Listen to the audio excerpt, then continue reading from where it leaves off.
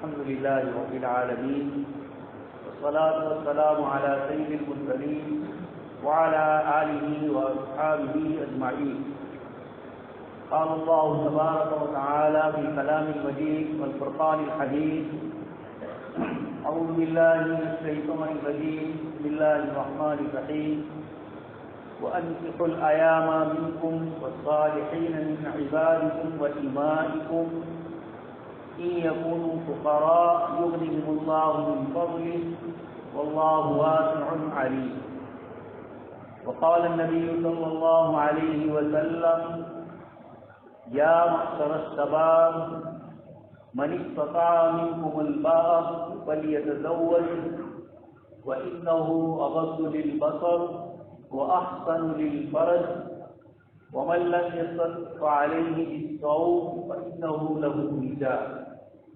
صدق الله العظيم وصدق رسوله النبي الكريم ونحن على ذلك لمن الشاهدين والشاكرين والحمد لله رب العالمين.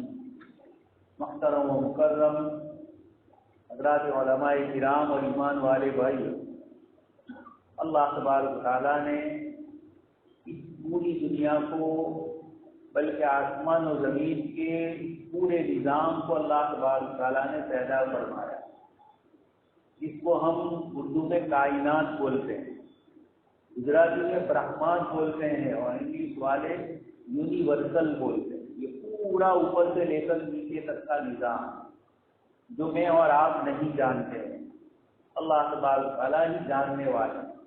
اس پورے نظام کو اللہ تبارک و تعالیٰ نے بنایا اور اس میں اللہ پاک نے انسان کو اشرف المخلوقات میں سے نوازا۔ ساری مخلوق میں سب سے بڑا اور اشرف وَلَقَدْ كَرَّمْنَا بَنِي آدم، اولاد آدم کو اللہ پاک نے اکرام والا بنایا، اس کا احترام فرمایا۔ میں اور آپ جانتے ہیں جانور ہے جو بیچارے بولنا چاہتے ہیں بول نہیں پاتے، اور حضرت انسان کو اللہ پاک نے بولنے کی طاقت عطا فرمائی، ایک زبان عطا فرمائی اور ایک دماغ عطا فرمایا، اس سے وہ سوچتا ہے اور زبان سے وہ بولتا ہے۔ اللہ پاک نے میں اور آپ اس مجلس میں جمع ہے، یہ نکاح کی مجلس۔ اللہ تبارک تعالیٰ نے یہ نکاح کا نظام بھی انسانوں کے درمیان قائم فرمایا اور جناتوں کے درمیان، جن کو مکلف بنایا۔ جانوروں میں نکاح کا سلسلہ قائم نہیں، یہ اللہ پاک کی حکمتیں اور بصیرتیں ہیں، لیکن حضرت انسان کو اللہ پاک نے یہ فرض کروایا کہ انسان شادی بیاہ کا نظام قائم کرتا ہے۔ اللہ پاک نے قرآن کریم میں فرمایا: وَلَقَدْ أَرْسَلْنَا رُسُلًا مِّن قَبْلِكَ وَجَعَلْنَا لَهُمْ أَزْوَاجًا وَذُرِّيَّةً۔ ہم نے آپ سے پہلے بہت سارے انبیاء کرام علیہ السلام کو بھیجا اور ان سب کو بیوی بچوں والا بنا۔ یہ جملہ ہے قرآن، نبیوں کو بھیجا اللہ کی طرف سے ہدایت دینے کے، لیکن قرآن فرما رہا ہے ہم نے ان کو بیوی بچوں والا بنا۔ آپ صلی اللہ علیہ وسلم نے بھی ارشاد فرمایا: النکاح سنت، نکاح کی میری سنت۔ کیوں ایسا فرمایا؟ اس لیے کہ نکاح ایک پاکیزہ رشتہ ہے جس کے ذریعے ایک لڑکی اور ایک لڑکا جڑتے ہیں اور اس کے ذریعے پورا سماج اور سوسائٹی بنتی ہے۔ اللہ پاک نے ارشاد فرمایا: اِنَّا خَلَقْنَاكُم مِّن ذَكَرٍ وَأُنثَىٰ وَجَعَلْنَاكُمْ شُعُوبًا وَقَبَائِلَ۔ ہم نے تم کو ایک مرد اور ایک عورت سے پیدا کیا۔ یا ایھا الناس اتقوا ربکم الذی خلقکم من نفس واحدہ وخلق منها زوجها وبث منهما رجالا كثيرا ونساء۔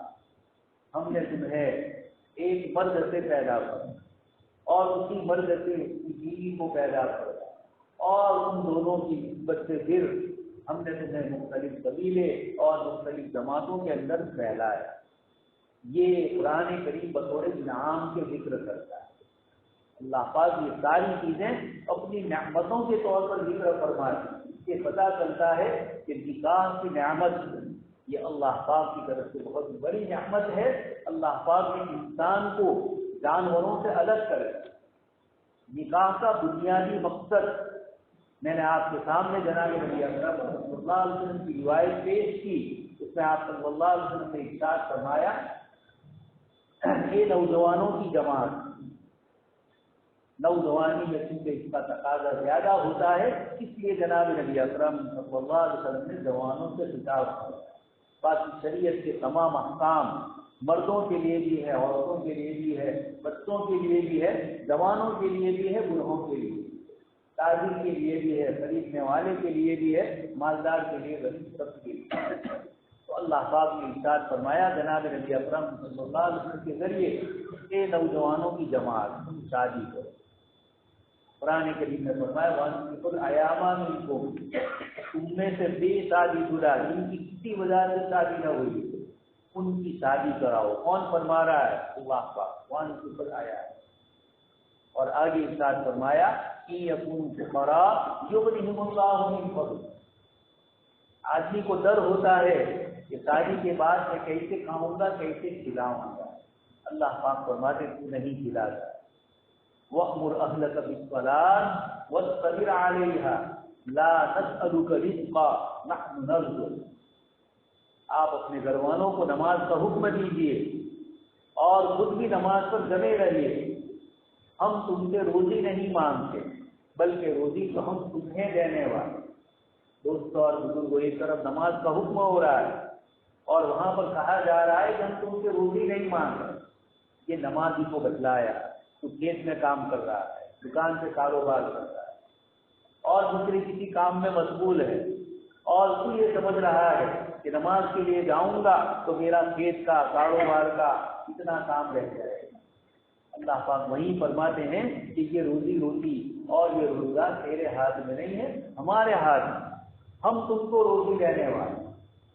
اللہ پاک نے سورہ نور میں جہاں تجارت اور کاروبار چھوڑ کر اللہ کے ذکر کے لیے مسجد میں آنے والوں کا ذکر فرمایا، فی بیوت اذن اللہ ان ترفع ویذکر فیہا اسمہ یسبح لہ فیہا بالغدو والآصال۔ آگے فرمایا ایسے لوگ، ایسے مرد جن کی تجارت اور کاروبار ان کو اللہ کے ذکر سے نہیں روکتا ہے۔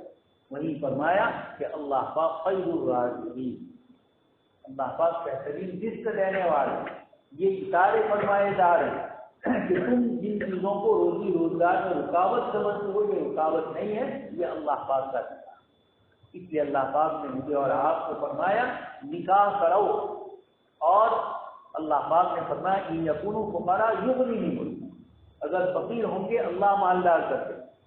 حضرت عبداللہ ابن مسعود رضی اللہ تعالیٰ عنہ مفسر قرآن، فقیہ قرآن، یہ فرماتے ہیں التمسوا الغنى فی النکاح، اگر مالداری چاہتے ہو تو نکاح کرو، دنیا کی سمجھ میں نہیں آئے گا۔ لیکن عبداللہ ابن مسعود فرماتے ہیں کہ اللہ پاک اپنے کلام میں فرماتے ہیں کہ یکونوا فقراء یغنیہم اللہ من فضلہ، نکاح پر اللہ پاک وعدہ فرماتے ہیں کہ اگر تم فقیر ہو اللہ تبارک تعالیٰ تمہیں مالدار کر۔ تمہاری شادی سے پہلے بھی وہ لڑکی کسی اور کے یہاں کھا رہی تھی، باپ کے یہاں، اپنے رشتے داروں کے یہاں، کہیں اپنا انتظام اس کے روزی کا ہو رہا ہے۔ شادی کے بعد اللہ پاک نے نظام بدلا، روزی تو وہی ہے، وما من دابۃ فی الارض الا علی اللہ، سمندر کی گہرائیوں میں کروڑ ہا کروڑ مخلوق، میں اور آپ اسکول میں پڑھے ہوئے ہیں 71% 70 اور 1% پانی ہے اور 29% خشکی ہے۔ جنگل اور پہاڑ اور غاروں اور گفاؤں میں اللہ پاک کی مخلوق رہتی ہے، سمندروں میں اللہ تبارک تعالیٰ کی بڑی بڑی مخلوق رہتی ہے جس کا مجھے اور آپ کو اندازہ نہیں ہے۔ اب یہ نیٹ آ گیا، انٹرنیٹ اور اس میں دنیا بھر کی چیزیں ہمیں بتلا دی، موبائل کے ذریعے ڈسکوری دنیا کی کیا ہے، یہ ساری چیزوں کا علم اللہ پاک نے ہمیں بتلایا۔ اس کو فرمایا قرآن میں سنُرِيهِمْ آیاتنا فی الآفاق وفی انفسہم، ہم قریب ہم آفاق اوپر کی دنیا کی چیزیں تمہیں بتلائیں گے، اور وفی انفسکم، یہ 6 دن کا جو انسان ہے اس میں اللہ پاک نے کتنی چیزیں رکھی ہے، سر سے لے کر پیر تک میں پوری دنیا کا ہزاروں لاکھوں قسم کی مخلوقات ہے، لیکن اللہ پاک نے حضرت انسان کے متعلق فرمایا وفی انفسکم، تمہاری اپنی ذات میں ہماری نشانیاں ہیں۔ یہ بول کر اللہ پاک سے بتلا دی، ایسی نشانیوں کے ذریعے اللہ پاک اتنی بڑی مخلوقات کو روزی دینے والا، وہ یہ فرما رہا ہے وانکحوا الایام، تم بے شادی شدہ کی شادی کرواؤ اور روزی روزگار کا نظام ہمارے ہاتھ، الا علی اللہ رزقها، ہر چلنے والے، پھرنے والے، رینگنے والے، دوڑنے والے، اڑنے والے، سب کی روزی کا انتظام ہمارے ہاتھ۔ تو اللہ پاک نے یہ نکاح کا سلسلہ جاری پر دوستوں اور بزرگوں، انبیاء کرام علیہ السلام کیوں تشریف لائے؟ اللہ پاک نے کیوں بھیجا؟ کتابیں بھی بھیج سکتے تھے، لیکن انبیاء کرام علیہ السلام کو بھیجا۔ میں اور آپ ہر نماز کی ہر رکعت میں سورہ فاتحہ پڑھتے ہیں اور یہ کہتے ہیں اہدنا الصراط المستقیم، نماز میں ہے اور ہم کہہ رہے ہیں آپ ہمیں صراط مستقیم عطا فرمائیں، سیدھا راستہ دیجیے۔ وہاں یہ نہیں فرمایا کہ قرآن والا راستہ، بلکہ کیا فرمایا؟ صراط الذین انعمت علیہم، ان لوگوں کا راستہ جن پر آپ نے انعام فرمایا، اور وہ کون ہے؟ اللہ کے نبی۔ تو یہ اللہ کے وہ بندے جن پر اللہ پاک نے انعام فرمایا، اللہ پاک نے ان کے راستے پر ہمیں چلنے کا کہا اور نمازوں میں دعائیں سکھلائیں۔ اس کے ذریعے یہ بتلایا جا رہا ہے کہ یہ سیدھا راستہ کتابوں سے صرف نہیں ملے گا، کتاب کے ذریعے زندگی ہوگی، اور وہ زندگی جناب نبی اکرم صلی اللہ علیہ وسلم اور دیگر تمام انبیاء کرام علیہ السلام کی زندگی ہے۔ لیکن چونکہ اللہ پاک کا ایک نظام ہے، آپ صلی اللہ علیہ وسلم کو آخری نبی بنانا ہے، آپ صلی اللہ علیہ وسلم کی تعلیمات کو قیامت تک کی انسانیت کے لیے محفوظ کرنا اور چیلنج کرنا تھا۔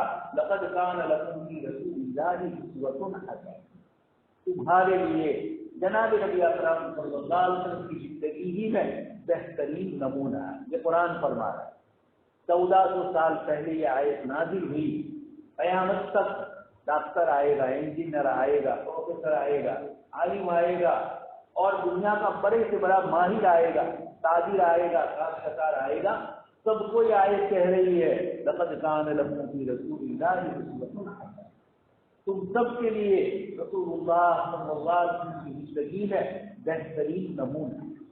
یہ دعویٰ تھا اللہ پاک کی طرف، چیلنج تھا۔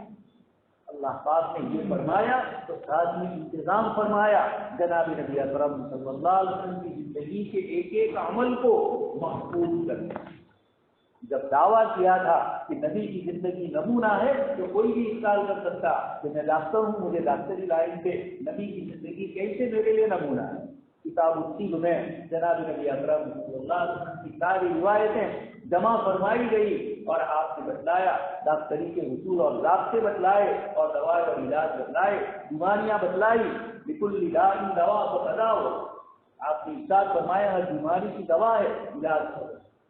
علامہ سید سلیمان ندوی رحمۃ اللہ علیہ بہت بڑے محدث بھی ہیں، سیرت نگار تو تھے ہی، اس وقت کے سب سے بڑے محدث امیر المؤمنین فی الحدیث حضرت مولانا شیخ یونس صاحب رحمۃ اللہ علیہ فرماتے تھے کہ میں نے خطبات مدراس حضرت سید سلیمان ندوی رحمۃ اللہ علیہ کا ایک رسالہ آپ کی سیرت کے بیانات، فرمایا کہ میں نے اس کو پڑھ کر یہ محسوس کیا کہ آپ کا سیرت میں مقام بہت بڑا ہے۔ اس میں علامہ سید سلیمان ندوی رحمۃ اللہ علیہ فرماتے ہیں جس کسی کو بھی سیرت اپنانی ہے، اللہ پاک نے جناب نبی اکرم صلی اللہ علیہ وسلم کی سیرت کو محفوظ کیا۔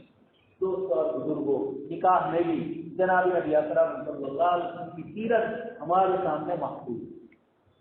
آپ صلی اللہ علیہ وسلم نے اپنی سماجی زندگی کیسے کی، شادی بیاہ میں آپ صلی اللہ علیہ وسلم نے کیا احکام ذکر کرا، آپ صلی اللہ علیہ وسلم نے روایتوں میں ہمیں اپنی نگاہوں کی حفاظت کا حکم کرا، اپنی شرمگاہوں کی حفاظت کا حکم کرنا۔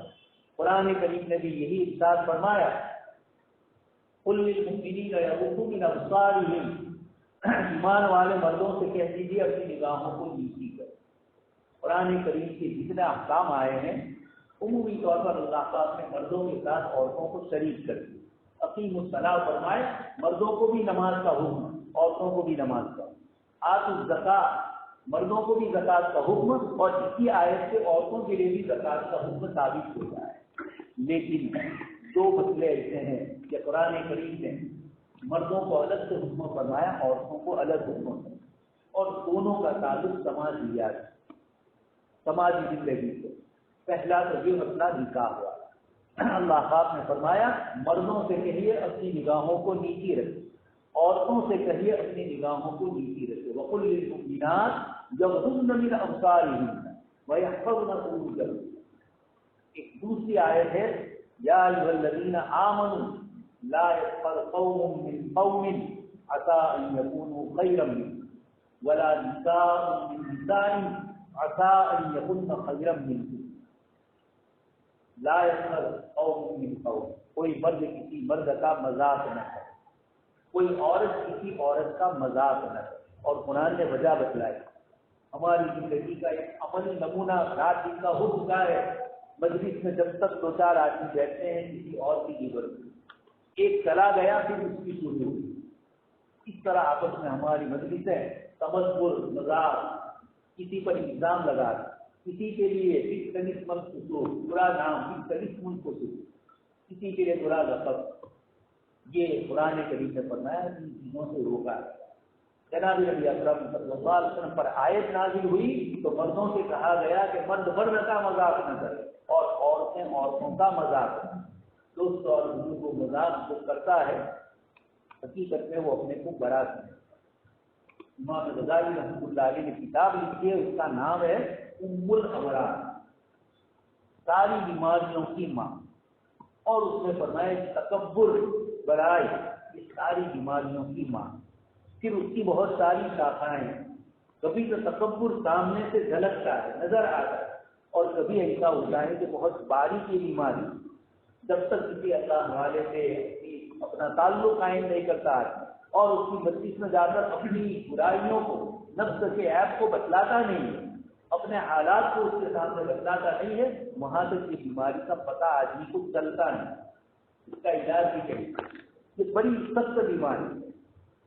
رات دن ہماری مجلسوں میں ہم دیکھتے ہیں ہم کسی کا مذاق کرتے ہیں، اور جب کوئی ہمارا مذاق کرتا ہے تو ہم برداشت کرتے ہیں۔ یہ کیا ہے؟ اپنے کو برداشت کرتا ہے، دوسرے کو چھوتا ہے۔ جناب نبی اکرم صلی اللہ علیہ وسلم نے اس بیماری کو بہت بڑی بیماری اسی لیے قرار دیا کہ سارے لڑائی اور جھگڑوں کی بنیاد ہے۔ ایک تو یہ، اور دوسری چیز جو میں نے آپ کے سامنے ذکر کی، نگاہوں کی حفاظت اور شرمگاہ کی حفاظت۔ یہ سماجی زندگی کے مسائل ہے، اللہ کے نبی صلی اللہ علیہ وسلم نے اس کو کھول کر دیا۔ قرآن کریم میں اللہ پاک نے 25 نبیوں کے واقعات کو ذکر فرمایا تفصیلاً۔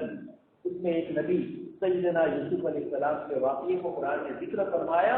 ان کی زندگی کے اس حصے کو مجھے بتلانا ہے جس میں اللہ پاک نے آپ کی پاک دامنی کا ذکر کیا۔ اور نفسی وغلقت الابواب، دروازے عورت نے بند کر دیے، اور کتنے التی ہوتی گئی تھی جو آقانی تھی، مالکن تھی، اور جس کے گھر میں پرورش ہو رہی ہے وہ گناہ اور برائی کی طرف بلا رہی ہے، ہی طرف۔ حضرت یوسف علیہ السلام فرماتے ہیں قال معاذ اللہ کی پناہ۔ آج دوست اور بزرگوں موبائل میں، پہلے تو یہ تھا قرآن فرما رہا ہے تم بھی مومنین یغضوا من ابصارہم، ایمان والوں سے کہیے اپنی نگاہوں کو نیچی کر، جس سے آدمی بچ جاتا ہے۔ اب تو نیچی نگاہ کر کے موبائل میں بھی وہی برائیاں آ رہی، اس لیے آج ہماری نظروں کی حفاظت کرنا ہے۔ قرآن کریم میں شیطان کا ذکر کیا گیا ہے، ثم لآتینہم من بین ایدیہم ومن خلفہم، میں آگے سے آؤں گا، ادھر سے ادھر سے، سب جگہ سے حملہ کروں گا حضرت انسان۔ اللہ پاک نے فرمایا ان عبادی لیس لک علیہم، میرے جو بندے ہیں میرے، ان عبادی، اللہ پاک فرمایا یہ وہی بندہ ہوتا ہے جس کو اللہ پاک شیطان سے بچائے۔ تو اللہ پاک نے نگاہوں کی حفاظت کرنے کا ہمیں حکم کرا۔ آج ساری برائیاں اسی کے ہوئے، گھروں میں جھگڑے، فتنے، فساد، لڑکی پسند کرنے کے جو ہمارے معیار اور پیمانے ماپدنڈ بدل گئے، لڑکا پسند کرنے کے جو ماپدنڈ بدل گئے، کیا ہے؟ اسی موبائل کے چکر میں اور اسی قسم کی بناوٹی خوبصورتیوں نے ہمیں چکر میں ڈال دیا۔ یہ ظاہری خوبصورتی، سماج بنتا ہے ایک الگ چیز ہے۔ ہم اور آپ سب جو شادی شدہ حضرات کو جانتے ہیں سماج کیسی چیزوں کو برداشت کرنے کے بعد سنبھالا جاتا ہے۔ تو اللہ پاک نے یہ جناب نبی اکرم صلی اللہ علیہ وسلم کی سادہ زندگی ہمیں دے دی۔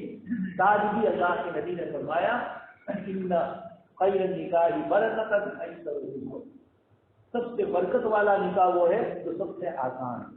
آج ہم نے نکاح کو، شادیوں کو مشکل بنا، جس نے ہمیں خود مشکل میں ڈالا۔ اس لیے جناب نبی اکرم صلی اللہ علیہ وسلم نے فرمایا کہ اللہ پاک نے نکاح کو آسان فرمایا ہے تاکہ زنا کاری سے لوگ رک جائے اور آسانی اور سادگی کے ساتھ نکاح ہو جائے، نگاہوں کی حفاظت ہو جائے۔ اللہ تبارک و تعالیٰ نے حضرت یوسف علیہ السلام کو دل سے بچایا۔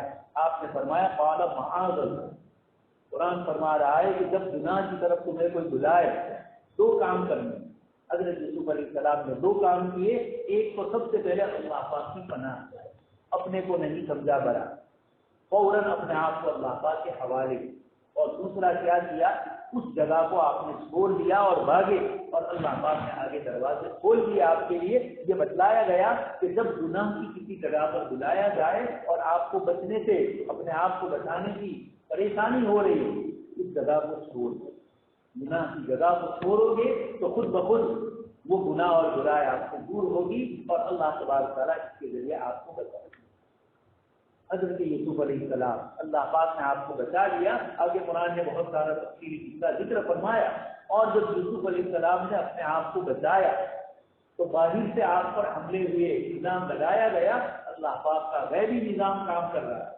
یہ بتلایا یہ دو نوجوان یا دو آدمی، جو لڑکا اور لڑکی اپنی عزت بچانا چاہیں گے، سماج اور سوسائٹی میں کبھی باعزت کو بڑی الزام لگایا جاتا ہے۔ حضرت یوسف علیہ السلام پر لگا، سیدنا حضرت عائشہ صدیقہ رضی اللہ تعالیٰ عنہا، اللہ پاک نے قرآن کریم کی آیتیں نازل فرما کر ان کی صفائی اور باتچیت کی ہے کہ وہ، لیکن یوسف علیہ السلام کی سنت نے بتلایا کہ جب آدمی پاک دامن ہوتا ہے، اللہ پاک چھوٹے سے بچے کے ذریعے وَشَهِدَ شَاهِدٌ مِّنْ أَهْلِهَا إِنْ كَانَ قَمِيصُهُ قُدَّ مِنْ قُبُلٍ۔ پورا قرآن نے واقعہ ذکر کیا کہ چھوٹے سے بچے نے یوسف علیہ السلام کے لیے گواہی۔ یہ آیتیں مجھے اور آپ کو بتلاتی ہے جب آدمی پاک دامن رہنا چاہے، اللہ پاک سے دعائیں مانگے، معاذ اللہ پہلے فرمائے، اور پھر اپنے آپ کو بچائے۔ یہ دو چیزیں ہیں۔ اسی لیے حضرت یوسف علیہ السلام کو جیل کے جیلر نے یہ کہا کہ آپ نوجوان تھے، حسین و جمیل، وہ عورت بھی اتنی حسین و جمیل، مالدار تھی، کوئی رکاوٹ نہیں تھی، اکیلے تنہا تھے، صرف اس چیز نے آپ کو اس سے بچایا۔ حضرت یوسف علیہ السلام تفکر نہیں فرمایا، فوراً فرمایا وما ابرئ نفسی، میں اپنی پاکی بتلاتا نہیں ہوں، ان النفس لامارۃ بالسوء، نفس تو برائیوں کی طرف لے جاتا ہے، الا ما رحم ربی، مگر جس پر میرا رب رحم فرمائے، ان ربی، اور پھر اللہ پاک کی تعریف فرمائی، بتلایا کہ گناہ سے میں نہیں بچا۔ قرآن نے فرمایا فلا تزکوا انفسکم هو اعلم بمن اتقى، اپنے بچے اور بچیوں کے سلسلے میں پرہیز اور احتیاط کرو۔ کوئی اگر آپ کو کوئی بات تنہائی میں کہتا ہے تو اپنی پاکی اور صفائی مت بتلاؤ کہ میرا لڑکا یا میری لڑکی ایسی نہیں ہو سکتی ہے، بلکہ اس کی تحقیق کرو۔ کہنے والے کو بھی امانت داری کے ساتھ کہنا ہے، فضیحت اور رسوائی ہو، تنہائی میں جا کر کوئی برائی آپ نے دیکھی، ہو سکتا ہے نفس سب کر جائے، یا بیوی ہے اور آپ غلط سمجھو کہ کوئی اجنبی لڑکا اور لڑکی، اس لیے تقو مواد حدیث شریف نے فرمایا تہمت کی جگہوں سے بچو۔ یہ سب چیزیں قرآن اور حدیث نے ہمیں بتلائی۔ آگے حضرت یوسف علیہ السلام نے پورا خلاصہ بتلا دیا، انہ من یتقی ویصبر، تقوی والی زندگی اور صبر والی زندگی جس میں ہوگی، فإن اللہ لا یضیع اجر المحسنین، ایسے بندوں کے اجر کو اللہ پاک ضائع نہیں فرماتے۔ حضرت یوسف علیہ السلام کو اللہ پاک نے جیل سے کہاں پہنچایا، کنویں سے کہاں پہنچایا اور جیل سے کہاں پہنچایا، اللہ تبارک تعالیٰ نے حضرت یوسف علیہ السلام کے اس واقعے سے بتلایا کہ جب آدمی گناہ سے بچنے کی کوشش کرتا ہے اللہ پاک کرتا ہے، کوشش کرنے کو پہلے کرنی پڑے گی۔ اسی لیے حدیث شریف میں آیا کہ جب اجنبی لڑکی اور عورت کی طرف نگاہ کرنے کے لیے شیطان دل میں وسوسہ ڈالے، اور حدیث شریف میں فرمایا استصرف ہر شیطان، عورت جب نکلتی ہے تو شیطان اس کو اچھا کر کے بھیجتا ہے، یہ قرار ہے شیطان کی۔ ایسے موقع پر حدیث شریف میں فرمایا اپنے آپ کو بچا لو اور اپنی نگاہ کی حفاظت کر لو۔ اگر تم نے یہ کیا تو اللہ پاک دل کے اندر ایک حلاوت، ایک مٹھاس ایمان کی دیں گے جس کو وہ ایک تو اس نے ظاہری مٹھاس کو ختم کیا، نفس نے چاہا، نگاہ نے اٹھانا چاہا، لیکن بندے نے اپنے کو بچا لیا، اللہ پاک اس کو برکت عطا فرمائیں گے، اس لیے کہ اصلی سکون تو دل کا سکون، ظاہری سکون چہرے کا جتنا ہی زیادہ آدمی اپنے آپ کو ہنسنے والا بتلائے، اندر کی کیفیت اچھی نہیں ہے تو چہرہ وہی ترجمانی کرتا ہے۔ عثمان رضی اللہ تعالیٰ عنہ فرماتے ہیں کہ چہرہ یہ دل کی ترجمانی کرتا ہے، آدمی کتنا بھی چھپا ہے اس کے چہرے کا ہاؤ بھاؤ سائیکولوجیکل جاننے والے لوگ سمجھ جاتے ہیں کہ یہ خوشی میں نہیں آتا۔ تو دوستوں اور بزرگوں، یہ نکاح کی مجلس ہے، اللہ کے نبی صلی اللہ علیہ وسلم نے ہماری نگاہوں کی اور سرمدار کی حفاظت کا یہ بہترین انتظام فرمایا، انسان اور جانور کا یہ فرق بتلایا اور ایک نکاح کا پاک دامن اور صاف ستھرا طریقہ ہمیں عطا فرمایا جن سے انسان اپنی خواہش کو سنت کے مطابق پوری کرے۔ ایک مرتبہ اللہ کے نبی صلی اللہ علیہ وسلم نے فرمایا کہ جب تمہارے بزنس میں غلط وقت آئے تو اپنے گھر جاؤ اور اپنی عورت سے اپنی خواہش کو پورا اس پر ثواب ملے۔ صحابی نے کیا کہ اللہ کے نبی صلی اللہ علیہ وسلم آدمی اپنی خواہش پوری کرتا اس پر ثواب، فرمایا کہ جی ہاں، اگر وہ اس کو غلط جگہ پر استعمال کرتا تو گناہ ہوگا۔ اللہ پاک نے اس کو گناہ سے بچایا اور اپنی خواہش کی تکمیل کی۔ دوستوں اور بزرگوں، اس پر تو سائنس میں اور اس قسم کے جو شعبے ہیں سماجیات کے سوشل لائف کی، اس میں لمبی بحثیں ہوئی۔ آدمی جب زنا کرتا ہے تو دل کی حرکت کی گھبراہٹ کیسی ہوتی ہے، اور جب اپنی بیوی سے صحبت کرتا ہے تو اس کی دھڑکنیں کہاں تک یہ لوگ گئے۔ یہ بتلایا کہ حلال اور پاکیزہ چیزوں میں ظاہر میں بھی سکون ہوتا ہے، باطن میں بھی سکون ہوتا ہے، اور گناہ کی چیزیں کتنی ہی آدمی بس بچا کر کرے۔ ہمارے دیہاتوں میں ہمارے غریب بڑے بزرگ جانتے ہیں کچھ چیزوں کے مطابق مشہور ہے، یہ آج نہیں تو کل کھاپڑے پہ چڑھ کے بولے، اسی میں یہ زنا کاری بھی ہے، آج نہیں تو کل بولنے والے۔ اللہ کے رسول صلی اللہ علیہ وسلم نے ہمیں یہ صاف ستھرا طریقہ عطا فرمایا اور سادگی والا۔ ضروری ہے کہ امت اپنے پیسوں کو اپنے اولاد کی تعلیم اور تربیت میں شادی بیاہ کے ناچ گان کی مجلس سے محفلیں ختم ہو جاتی ہے، کھا پی کے لوگ چلے جاتے ہیں اور یہ بیچارہ قرضدار بچے والے اس سے سمجھداری اور عقل مندی یہ ہے اپنا روپیہ بچا کے رکھیں۔ آپ صلی اللہ علیہ وسلم نے تعلیم فرمائی، سفیان رضی اللہ علیہ سفیان ثوری یہ فرماتے ہیں کہ اگر یہ مال نہ ہو یہ مالدار لوگ ہمیں گھما لیا بھائی، اس لیے مال اللہ کی نعمت ہے۔ زکوٰۃ اور حج 4 فرض اسلام کے اس میں یہ 2 بڑی ادا ہوتے ہیں مال۔ اللہ پاک نے مال کی حفاظت کے لیے ہمیں حکم فرمایا، اس لیے دوست اور بزرگوں فضول خرچیوں سے شادی بیاہ کی اجازت کی رسومات سے ہم بچا کر اس پیسے کو دوسرے اچھی جگہ پر خرچ کریں۔ اللہ تبارک تعالیٰ سے دعا ہے کہ اللہ تبارک تعالیٰ کہیں سنی باتوں پر ہم سب کو عمل کرنے کی توفیق نصیب فرمائیں، ہونے والے نکاح کو اللہ پاک قبول فرمائیں، میاں بیوی کے درمیان مودت اور محبت اور دونوں خاندانوں کے درمیان اللہ پاک مودت اور محبت فرمائیں۔ آمین۔ وآخر دعوانا